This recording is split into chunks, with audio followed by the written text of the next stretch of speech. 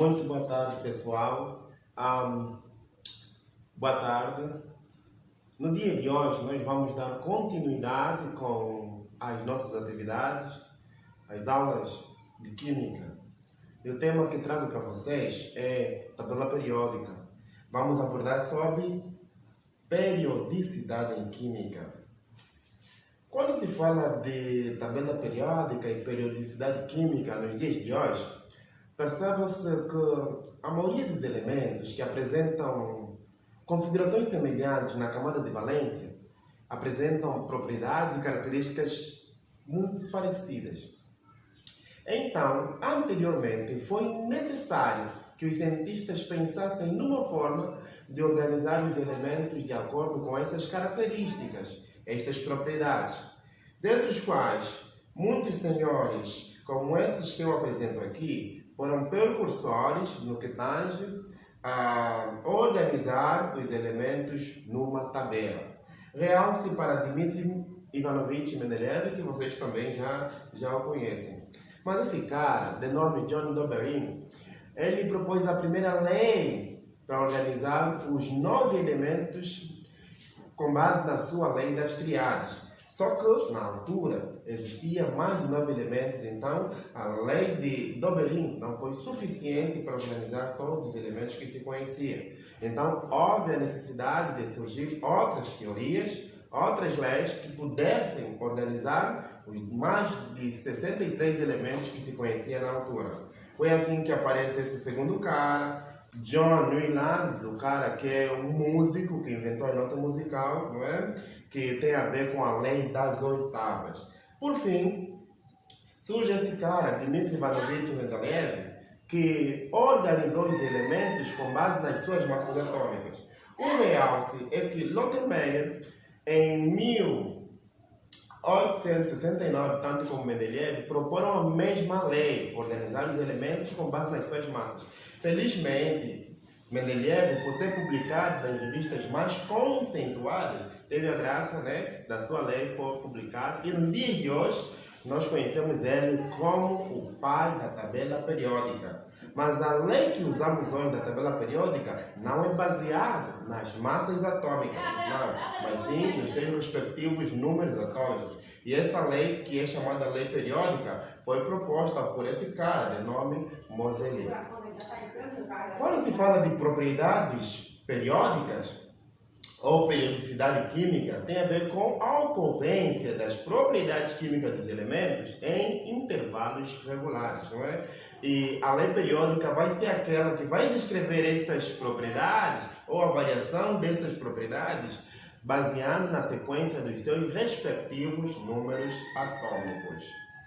Então, na tabela periódica, você vai encontrar os elementos que nos dias de hoje são cerca de 118 elementos.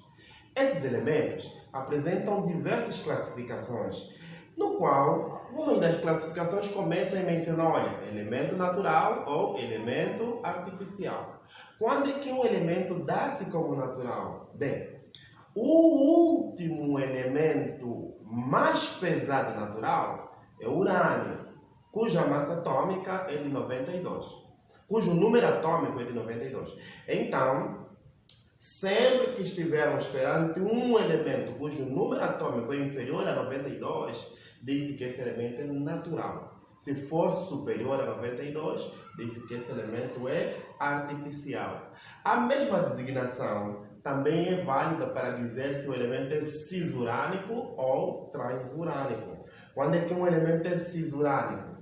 O prefixo cis vem de vizinhos, próximos do urânio, ou seja, que têm a mesma natureza que o urânio, naturais. E o prefixo trans significa distantes, que têm, ou afastado, que têm uma natureza distante ou afastada do urânio. Logo, isso vai significar que eles são elementos artificiais.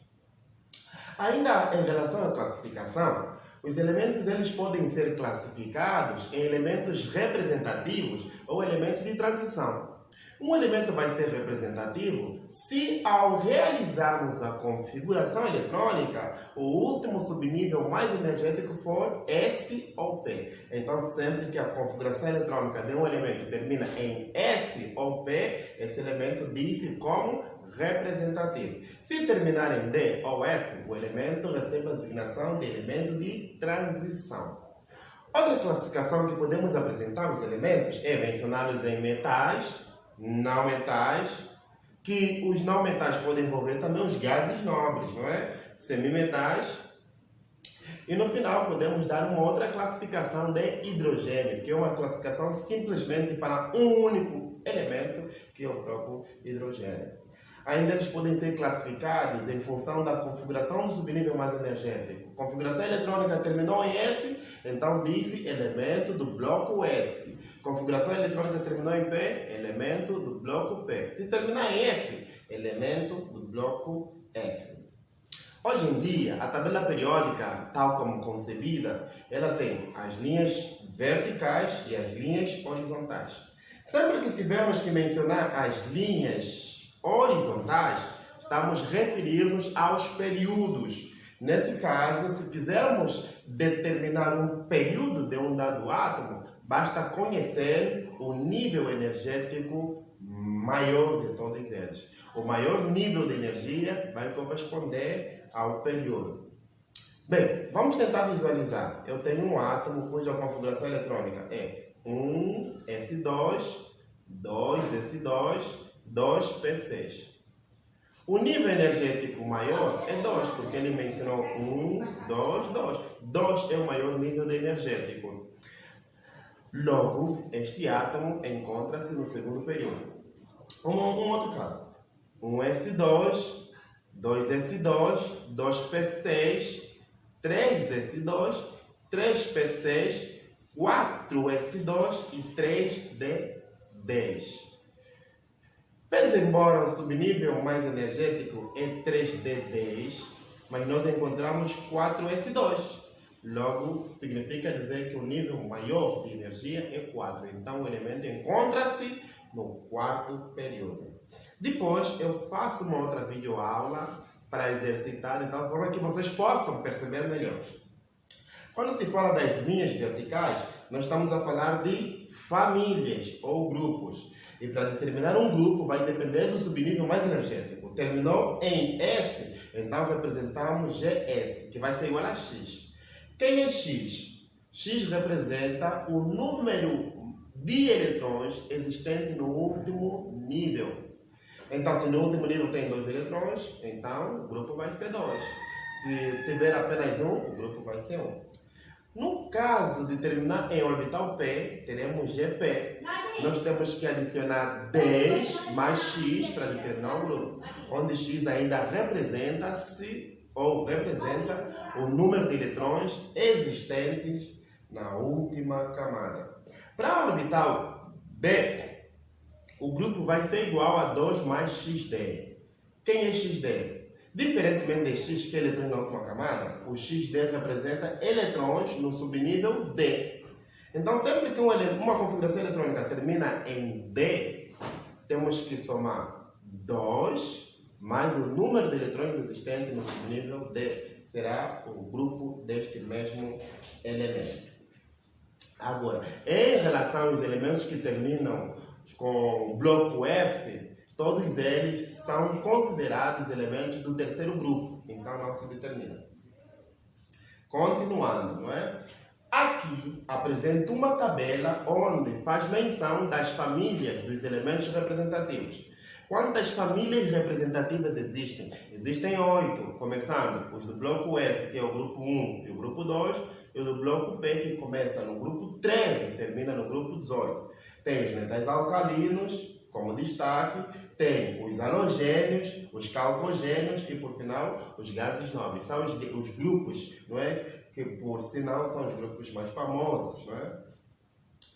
Esta é uma estrutura da tabela periódica. Da forma que foi concebida a tabela periódica, como vocês podem ver, à nossa esquerda encontramos primeiramente os elementos que terminam em S e a seguir D depois vem P e no final, mais abaixo, nós temos os elementos que terminam no bloco F.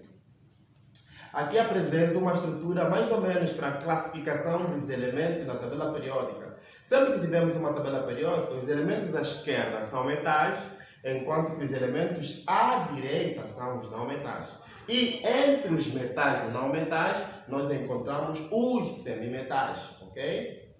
Então, essa linha em zigue-zague é que vai separar os metais dos não metais, onde encontramos os semimetais. E é claro que mais acima encontramos o hidrogênio, como já vimos, tem apenas uma classificação só dele, hidrogênio. E abaixo encontramos também os metais que são das séries dos actanídeos e dos lantanídeos. Sempre que temos um elemento na tabela periódica, algumas informações são apresentadas. Por exemplo, no canto superior da esquerda, normalmente, por convenção, encontramos o número atômico. Já à direita, nós encontramos a massa atômica. O 3 representa o número de oxidação, 7 representa o símbolo deste elemento. Este valor desta grandeza está representando o ponto de ebulição, o ponto de fusão e aqui a densidade do elemento. Abaixo temos o nome do elemento e esta representação é a configuração eletrônica simplificada do elemento em causa, tá bom? E aqui temos uma descrição de uma tabela periódica mais atualizada que nós temos nos dias de hoje. Então, apresento uma pequena representação de como vocês podem determinar uma configuração eletrônica simplificada. Por exemplo, no caso do alumínio, realiza-se a configuração eletrônica para o número atômico 13, que é esta que está aí apresentada.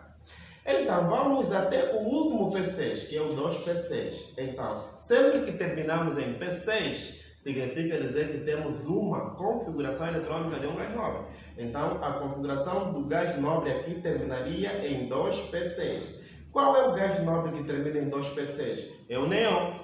Então, omite-se a configuração de 1s2 até 2p6 e representa-se entre parênteses neon e por final representa-se o subnível mais energético, que vai ser 3s2, 3s2 e 3p1. De 1s2 até 2p6, configuração de neon, representa-se entre parênteses reto o neon. E a configuração que resta vai ser a camada de valência para o alumínio. Então, desta forma, representamos a configuração simplificada do alumínio. Para o zircônio, o último P6 é o 4P6. Quem é o gás nobre que termina em 4P6? É o criptão. Então, omite-se toda essa configuração eletrônica entre parênteses reto criptão e no final a camada de valência do zircônio. É desta forma que vocês podem representar a configuração eletrônica simplificada dos elementos, ok? Esta é uma madeixa para vocês, ok? Onde explica algumas configurações apeculiares, anormais, atípicas dos elementos. Por que razão a configuração eletrônica do crômio simplificada é esta e não esta? Por que razão a configuração eletrônica do cobre é esta e não aquela? Da mesma forma, por que razão aqui em vez de 29 é 57? 57. Depois retifiquem. Por que razão a configuração eletrônica do lantanídeo é esta e não aquela? É uma pergunta para pesquisa. Então, na próxima aula, depois de pesquisarem, vocês podem responder, tá bom? E aí terminamos a nossa aula concernente à tabela periódica e suas classificações.